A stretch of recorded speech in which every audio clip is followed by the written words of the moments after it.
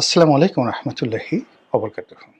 সম্মানিত দর্শক, বিএনপির ভারপ্রাপ্ত চেয়ারম্যান জনাব তারেক রহমান 5 দিন হলো বাংলাদেশে এসেছেন। বিএনপির নেতৃত্বের সর্বোচ্চ পর্যায়ে তিনি সকল আশা আকাঙ্ক্ষার একেবারে সর্বশেষ ভরসা স্থল। তাকে কেন্দ্র করে বিএনপির যারা নেতাকর্মী তাদের আশা আকাঙ্ক্ষা আকাশচুম্বী, এবং তার কাছে বিএনপির লোকজন ম্যাজিক্যাল জাদুকরী কিছু আশা করছে যে তিনি এলে দল সুসংগঠিত হবে, তিনি এলে দেশে শান্তি প্রতিষ্ঠিত হবে এবং তার কারণে বাংলাদেশের রাজনীতিতে একটি ভারসাম্য তৈরি হবে। এমনকি তার যারা বিরোধী পক্ষ আওয়ামী লীগ, তারাও মনে করছে যে তারেক রহমান সাহেব এলে আওয়ামী লীগের জন্য ভালো হবে। অন্যদিকে তার যারা প্রতিপক্ষ জামাত, তারা মনে করছে যে না, তারেক রহমান সাহেব এসছেন, তো সেক্ষেত্রে এখন সে আনে লড়াই হবে, এরকম একটি অবস্থা। দ্বিতীয়ত, আমাদের যে প্রশাসন যন্ত্র, রাষ্ট্রযন্ত্র, রাষ্ট্রের মেধাবী যারা লোকজন রয়েছেন, বুদ্ধিজীবী, সাহিত্যিক, সাংবাদিক, প্রায় সবাই চমকিত হয়েছেন তারেক রহমান সাহেবের বাংলাদেশে আসার একেবারে হঠাৎ সিদ্ধান্ত। তিনি যেভাবে নাটকীয় কায়দায় ঘোষণা করলেন যে তিনি 25শে ডিসেম্বর তারিখে বাংলাদেশে আসবেন, তখন 99.99% লোক, তারা সবাই বলেছেন যা না, শেষ পর্যন্ত আসবে না, এর মধ্যে যে কোনো একটা দুর্ঘটনা ঘটবে, যে কোনো একটা অবস্থা তৈরি হবে, তারপর উনি আসা বাদ দিবেন। বিশেষ করে হাদির নির্মম হত্যাকাণ্ড যখন ঘটল এবং তারপরে যখন পরিবেশ পরিস্থিতি আরও উত্তাল হয়ে পড়ল, সবাই মনে করলো যে তিনি হয়তো আসবেন না। আবার তিনি যখন জিদ ধরলেন যে না, তিনি আসবেনই, তখন অনেক আশঙ্কা করলো যে হাদির মতো আরেকটি দুর্ঘটনা ঘটতে পারে, এবং লোকজন বলা শুরু করলো টার্গেট কে হতে পারে। একেবারে কয়েকজনের নামই বলে দেওয়া হলো যে এই লোক পরবর্তী টার্গেটে তাদেরকে আততায়ীরা হত্যা করবে, আর হত্যা করার পর সারা বাংলাদেশ উত্তাল হয়ে পড়বে, তারপর তারেক রহমান সাহেব আসবেন না। কিন্তু তিনি এলেন এবং বিরচিত নায়কোচিত কায়দায় এলেন। তার দলের যারা লোকজন আছে তারা তাকে বরণ করে নিল ঐতিহাসিক সংবর্ধনার মাধ্যমে। তিনি ফিরলেন কৃতজ্ঞ চিত্তে। 17 বছর পর দেশের মাটিতে পৌঁছে যতটুকু আবেগ দেখানো দরকার, যতটুকু ভদ্রতা দেখানো দরকার, কৃতজ্ঞতা দেখানো দরকার, বিনয় দেখানো দরকার, এখনো পর্যন্ত তার কোনো ঘাটতি আমরা দেখিনি। তার হাঁটা চলার মধ্যে বিনয়ী ভাব, চাহনিতে নম্রতা, ভদ্রতা এবং কৃতজ্ঞতা, এবং একই সঙ্গে তিনি কথা কম বলেন। এই সময়টাতে ভীষণ রকম কথা কম বলেন, সুন্দর করে হাসেন, এবং দলীয় যারা নেতাকর্মী তাদের সঙ্গে সহজতে একটি সম্পর্ক স্থাপন করার চেষ্টা করেছেন। এর বারে যেটা হয়েছে সেটা হলো যে তিনি কারো সমালোচনা করেননি, নিজের যে রিগ্রেট, সেই রিগ্রেট তিনি প্রদর্শন করেননি, কারো বিরুদ্ধে বিষোদ্গার করেননি, কাউকে গালিগালাজ করেননি, প্রতিহিংসা তিনি চরিতার্থ করেননি। এটা ইতিবাচক দিক। সেও এই যে ইতিবাচক দিক, সেই ইতিবাচক দিক নিয়ে, ইতিবাচক বিষয়াদি নিয়ে, কর্মকাণ্ড নিয়ে গত 5 দিন ধরে তিনি কি করেছেন। ভোটার হয়েছেন, ভোটার তালিকায় নাম অন্তর্ভুক্ত করেছেন, নির্বাচনের যে মনোনয়ন 2টো আসনে দাখিল করেছেন, বিএনপির যে চেয়ারপারসনের কার্যালয় আছে সেই কার্যালয়ে তিনি অফিস করেছেন, বিএনপির পল্টনের যেটা অফিস, সেই অফিসে তিনি এসেছেন, জনগণের উদ্দেশ্যে বক্তব্য দিয়েছেন। তারপর ওসমান হাদির যে কবর হয়েছে সেটি জিয়ারত করেছেন, তার পিতার কবর জিয়ারত করেছেন, সাভারে গিয়েছেন, জাতীয় স্মৃতিসৌধে, তার শ্বশুর বাড়িতে গিয়েছেন। তো এই সকল কাজগুলো করেছেন। তারপর তার যে নির্বাচনী প্রচার প্রপাগান্ডা, সেগুলোর ব্যাপারে তিনি সিদ্ধান্ত নিয়েছেন, এবং ইতিমধ্যে যে কাজটি করেছেন, তিনি লন্ডনে থাকা অবস্থাতেই তার দলের যে বাদবাকি নমিনেশন ছিল সেগুলো ঘোষণা করেছেন। দলের যে সকল লোকজন যাদের সঙ্গে তারা জোট করবেন, এই সিদ্ধান্ত তিনি দেশের মাটিতে পা রাখার আগেই দিয়ে দিয়েছেন।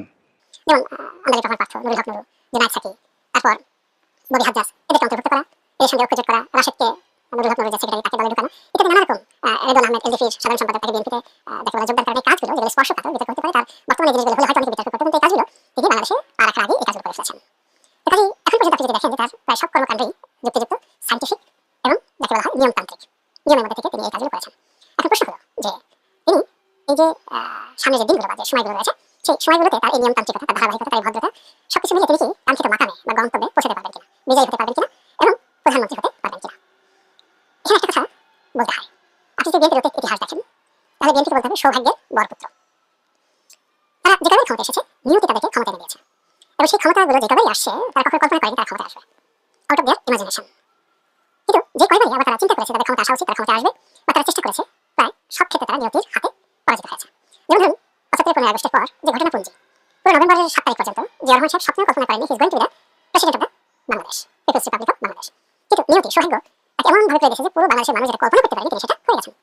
আবার তার শহীদ হওয়া, মৃত্যু হওয়া, এটাও মানুষ কল্পনা করতে পারেনি, কিন্তু সেই ঘটনাগুলো ঘটে গেছে। পরবর্তীতে যখন শহীদ প্রেসিডেন্ট জিয়া রহমান মারা গেলেন, জাস্টিস সাত্তার ক্ষমতায় এলেন। বিএনপি যেটা কল্পনা করতে পারেনি যে জাস্টিস সাত্তার যেভাবে ক্ষমতায় এসেছেন, সেই ক্ষমতা থেকে তাকে বিচ্যুত করে একটি সামরিক শাসন জারি করা হবে এবং সেনাবাহিনীর পক্ষ থেকে বিএনপির উপর যে স্টিম রোলার চালানো হবে, বেগম জিয়ার প্রতি যে স্টিম রোলার চালানো হবে, এটা আউট অফ দ্য ইমাজিনেশন। দেখুন, তারা যেটা কল্পনা করেনি সেটা তাদের জীবনে ঘটেছে, আর তারা যেটা আশা করেনি সেটা আল্লাহ রাব্বুল আলামিন তাদের জীবনে দিয়েছে। 91 সনে তারা আশা করেনি ক্ষমতা আসবে, কিন্তু 96 সনে তাদের ক্ষমতা না আসার কোনো কারণ ছিল না। এই কারণে 91 থেকে 96 এই সময়কালীনে তারা অসাধারণ সুন্দর একটি সরকার ব্যবস্থা চালু করেছিল। এটা ফ্যান্টাস্টিক গভর্নমেন্ট 91 থেকে 96 বেগম জিয়ার নেতৃত্বে। তো সেক্ষেত্রে ভোট এরপর তারা আবার নির্বাচিত হবে, এটি স্বাভাবিক, কিন্তু সেখানে আওয়ামী লীগ চলে এলো। আবার আওয়ামী লীগ কিন্তু 96 থেকে 2001 পর্যন্ত অসাধারণ ভালো কাজ করেছিল। 91 থেকে 96 বেগম জিয়া যে কাজ করেছিলেন তার সাথে অনেক ভালো কাজ করেছিলেন শেখ হাসিনা। ফলে কি হলো, 2001 সনের নির্বাচনে শেখ হাসিনার পরাজয় হবে এটা বিএনপি কল্পনাই করতে পারেনি।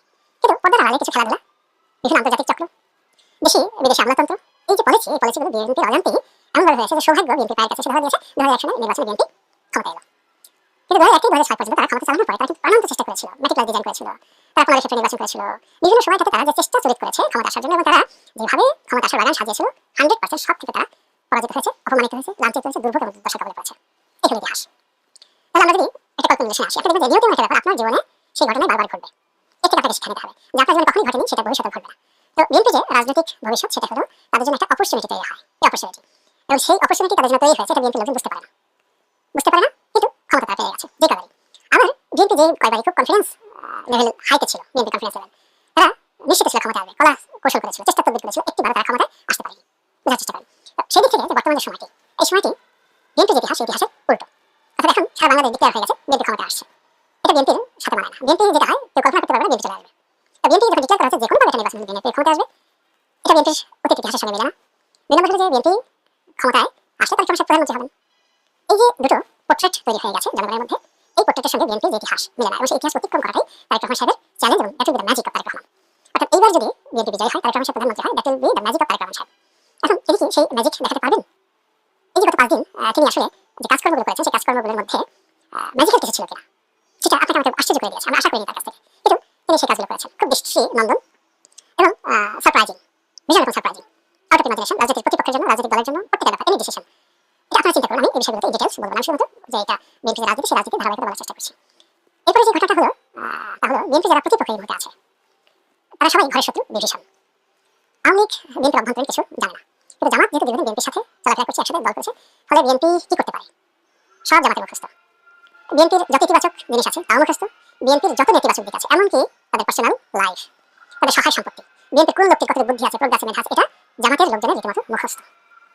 কাজেই এই যে ঘরের শত্রু বিভীষণ, তারা এখন বেড়ে গেছে, এবং বিএনপিকে পরাজিত করে কৌশলে তাদেরই বন্ধু, তাদেরই একসময় যেটা তারেক রহমান জামাতকে বলতেন যে আমরা একই মায়ের পেটের জড়োয়া ভাই, একই মাতৃগর্ভে জন্মে না দুজন সন্তান, ভাই, আপন ভাই। তো সেক্ষেত্রে মানে সেই জামাত বিএনপির দুর্বলতা জানে, তারেক রহমান সাহেবের দুর্বলতা জানেন। এই কদিন আগে তো লন্ডনে গিয়ে তারেক রহমান সাহেবের বাসায় বেগম জিয়ার সঙ্গে দেখা করে আসছেন, যে সময় তারেক রহমান সাহেবের সঙ্গে দেখা করে আসছেন জামাতের আমির। কাজেই প্রতিপক্ষ আমরা যে কোনো সময় আসছে এই মুহূর্তে বিএনপির জন্য ঝুঁকিপূর্ণ। এই কারণে বিএনপি সকল দুর্বলতা, সক্ষমতা প্রতিপক্ষ জানে। আর বিএনপির জন্য সবচেয়ে ভয়ঙ্কর এবং তারেক রহমান সাহেবের জন্য আরো ভয়ঙ্কর, বিএনপির জন্য ভয়ঙ্কর, বিএনপি জামাত সম্পর্কে তেমন কিছুই জানে না। তেমন কিছু না, তারা মনে করে যে আমরা জামাতকে প্রতিষ্ঠা করেছি, এই আমাদের দয়ার পাত্র। আপনি যখনই তাকে তাচ্ছিল্য করবেন, এবং সেই তাচ্ছিল্যের ব্যক্তি যদি আপনার প্রতিবন্ধী হয়ে যায়, আপনি ধরে নেবেন আপনার প্রাথমিক পর্যায়ে হয়ে গেছে। আপনি যাকে তাচ্ছিল্য করবেন সেটা আপনার বাড়ির কাজের লোক হোক বা যে হোক, এই তাফসীরের সঙ্গে সঙ্গে সে যখনই আপনার প্রতিদ্বন্দ্বিতা হবে আপনি তার কাছে পরাজিত হবেন। এটাই ইতিহাসের নিয়ম, এটাই প্রকৃতির নিয়ম। আপনি চিন্তা করুন, তার দারোয়ান, তার পিয়ন, আপনি হুমায়ুন আহমেদের অয়ময় নাটক দেখেছেন, মির্জা সাহেবের বাড়িতে কাজ করতেন এক লোক, আবুল হায়াত। তো তিনি সেই মির্জা সাহেবের জমিদারি কিনে নিলেন। এর কারণ হলো মির্জা সাহেবের সকল দুর্বলতা আবুল হায়াত জানতেন। ফলে তিনি কৌশলে তার সেই পরিবারে অশান্তি তৈরি করলেন, তার ট্রেজারিকে দুর্বল করে দিলেন এবং নিলামে জমিদারি কিনে নিলেন। এটাই নিয়ম। একেবারে সাম্প্রতিক, দূরে না গিয়ে, নাটকে না গিয়ে বাস্তবে বলি, আমাদের দক্ষিণবঙ্গের রাজনীতিতে জনাব আনোয়ার হোসেন মঞ্জু, ইত্তেফাকের মালিক, কিংবদন্তি, এত মেধাবী এবং এত অভিজাত, তার সমপর্যায়ের বাংলাদেশের দ্বিতীয় কোনো পরিবার নেই। তিনি কেবল ইত্তেফাকের তোফাজ্জল হোসেন মানিক মিয়ার ছেলে নন। 25 বছর বয়সে বাংলাদেশ নয়, এশিয়ার সবচেয়ে নামকরা পত্রিকা ইত্তেফাক 60-এর দশক থেকে 70-এর দশক, 80-এর দশক পর্যন্ত এশিয়ার মধ্যে সবচেয়ে নামকরা ওয়েল সার্কুলেটেড পত্রিকা ছিল। সম্মানিত, কমার্শিয়ালি ভায়াবল, প্রভাবশালী সেই পত্রিকার সম্পাদক ছিলেন 25 বছর বয়সে। এবং সেই 25 বছর বয়সে তিনি প্রেস ক্লাবের সভাপতি অথবা ফেডারেল সাংবাদিক ইউনিয়নের সভাপতি, কোনটার একটা যিনি তিনি ছিলেন। তিনি বঙ্গবন্ধুর খুব ঘনিষ্ঠ ছিলেন। এরশাদ সরকারের পুরো জমানাটাতে তিনি প্রভাবশালী মন্ত্রী ছিলেন। 7 থেকে 8 বার এমপি ছিলেন। রাজনীতিতে বন্ধুবৎসল থেকে শুরু করে তার সততা এবং এলাকাতে তার যে কন্ট্রিবিউশন, এটা আমরা যারা রাজনীতিতে এসছি আমাদের কাছে একটা স্বপ্নের বিষয়। তিনি তার নির্বাচনী এলাকায় একটা সময় শেষের দিকে পেরেছেন কিনা জানি না, সমস্ত হাট বাজার খেয়াঘাটের ট্যাক্স নিজের পকেট থেকে দিয়ে দিতেন। সব ট্যাক্স ফ্রি ছিল তার এলাকাতে। এই কাজগুলো আমি স্বপ্নে দেখতাম, কিন্তু এতগুলো হাট বাজার আমি যখন গেলাম নিজে দেখলাম, আমি দেখলাম যে ও মাই গড, আমার এলাকাতে গলাচিপে 10 মিনিটে এতগুলো হাট আছে, এক একটা হাট 30 লাখ, 40 লাখ, 50 লাখ টাকা ডাক হয়। এই হাটগুলোর টাকা আমি যদি নিজের পকেট থেকে দিলে একটা খেয়াঘাটের ডাক হয়ে যায় 20 লাখ, 25 লাখ টাকা, এ সম্ভব না। কিন্তু এই কাজগুলো তিনি করেছেন, সত্য মিথ্যা আমি জানি না, বাট আমরা শুনেছি। এমপি হওয়ার আগে শুনেছি, যেমন স্বপ্ন দেখতাম যে আমি যদি কখনো এমপি হই তাহলে আমি এই কাজগুলো করব। এইরকম একজন জনপ্রিয় মানুষ, যিনি নিজে এমপি হয়েছেন 7-8 বার, তার স্ত্রী এমপি হয়েছে, নির্বাচিত এমপি তাসমিমা বেগম, সেই মানুষের পরাজয় ঘটেছে। তার একজন পিএ ছিলেন, প্রাইভেট অ্যাসিস্ট্যান্ট, নাম যেন মহারাজা নাকি। এই যে সর্বশেষ নির্বাচন হলো, সেই নির্বাচনে আনোয়ার হোসেন মঞ্জুর সেই পিএস বা পিএ, এপিএ মহারাজা, সে এমপি হয়ে গেছে। এই বৃদ্ধ বয়সে এই লোকটা এই শোনার পর অনেকটা পাগল হন, তো মানে অন্য মানুষ হলে তো পাগল হয়ে যেত। এইরকম যে মানে যখন একটা ঘটনা ঘটে নিয়তি, আপনি যাকে তাচ্ছিল্য করবেন, যাকে আপনি কাউন্ট করবেন না, তার দ্বারাই আপনার সবচেয়ে বড় অপমানটা হয়ে যাবে। তো সেক্ষেত্রে তারেক রহমান সাহেবের জন্য সবচেয়ে অস্বস্তিকর, সবচেয়ে ডেঞ্জারাস এবং সবচেয়ে বিপজ্জনক বিষয় হবে যদি জামাত এখানে রাষ্ট্র ক্ষমতা দখল করে। এখন তো দখল করেই আছে। আগামীতে যদি নির্বাচনের মাধ্যমে, ম্যাটিকুলাস ডিজাইনের মাধ্যমে জামাত রাষ্ট্র ক্ষমতা পেয়ে যায়। দ্বিতীয়ত, জামাত যদি প্রধান রাজনৈতিক বিরোধী দল হয়ে যায় পার্লামেন্টে এবং বেশ কিছু ভালো আসন পেয়ে, জামাতকে তো ধরে নেওয়া হয় 30-35টা আসনের বেশি পাবে না, কিন্তু দেখা গেল তারা 100 আসন পেয়ে গেছে। বিশ্বাস করেন, বিএনপির ঘুম হারাম হয়ে যাবে, তারেক রহমান সাহেবের ঘুম হারাম হয়ে যাবে। তো কাজী এই মুহূর্তে বাকি যে সময়গুলো আছে সেটা হলো তারেক রহমান সাহেবকে তার কর্মকাণ্ডে, চিন্তা চেতনায় ম্যাজিক্যাল কিছু দেখাতে হবে, জাদুকরী কিছু দেখাতে হবে, যাতে করে ভোট কেন্দ্রে ভোটার আসে, ভোট প্রশ্নবিদ্ধ না হয় এবং তিনি তার দলকে নিয়ে যে বিজয়, সেই বিজয়ের পথে সম্মানজনক একটি সংখ্যাধিক্য রাখতে পারেন।